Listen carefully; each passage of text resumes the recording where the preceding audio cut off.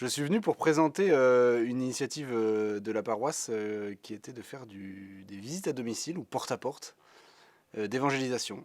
Ça fait 6-7 ans sur la paroisse qu'on a un groupe qui fait ça. Non, c'est pas forcément facile. Néanmoins, le message qu'on a voulu faire passer aujourd'hui, c'est clairement de dire n'hésitez pas à le faire. C'est pas si difficile que ça.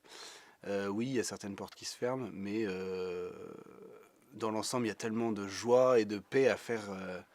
Aller annoncer l'évangile que faut pas hésiter une seconde, quoi, faut y aller. Une fois, on a sonné chez un jeune couple, un jeune couple de retraités, on va dire, qui arrivait sur Rambouillet parce que, problème de santé, ils avaient dû se rapprocher de leurs enfants.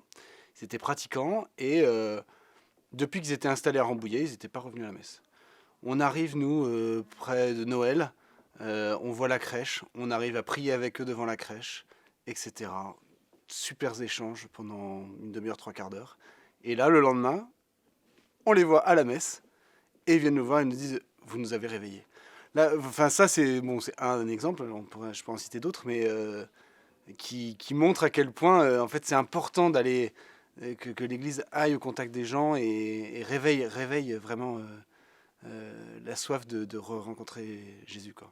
Non, le but c'est d'aller à la rencontre des gens, de les écouter, et une fois qu'on les a écoutés, de témoigner et de leur annoncer l'évangile, de leur annoncer oui que Dieu il est venu pour les sauver. Mais voilà, c'est d'abord je les écoute, je viens, l'Église elle est là, elle est près de vous, et puis après l'esprit il souffle. Je me souviens d'un Jamaïcain, alors c'était dur, un porte-à-porte en anglais, mais bon. C'était rigolo. Et on l'a fait revenir à la messe aussi. Alors il a fallu aller le chercher le lendemain. Il est venu avec sa maman, tout le monde. Et on était du coup à côté de lui à la messe le lendemain. C'était chouette. Bon, le ramener à la messe, c'est une chose. Après, ce qu'on essaie surtout, c'est de les ramener à une relation personnelle avec le Christ. Nous, avant de partir, donc c'est le curé de la paroisse qui nous envoie. On fait ça nous, en général le samedi après-midi, donc il nous envoie par binôme dans les rues de Rambouillet.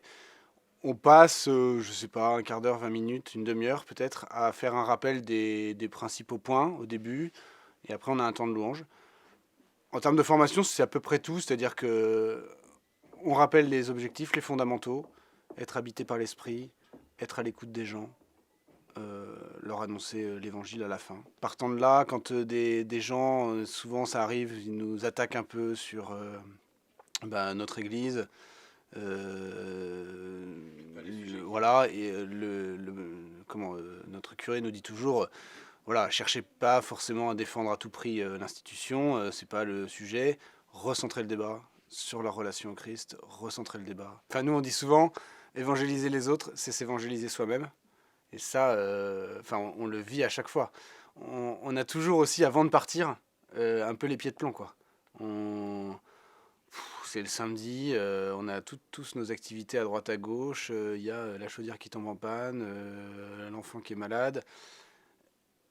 Une fois qu'on y est, il y a... Voilà, le démon a agi avant pour essayer de nous empêcher, mais une fois qu'on y est, il y a une conversion intérieure qui est forte. Et au fur et à mesure des rencontres, on se convertit soi-même et on rentre dans la relation avec les gens.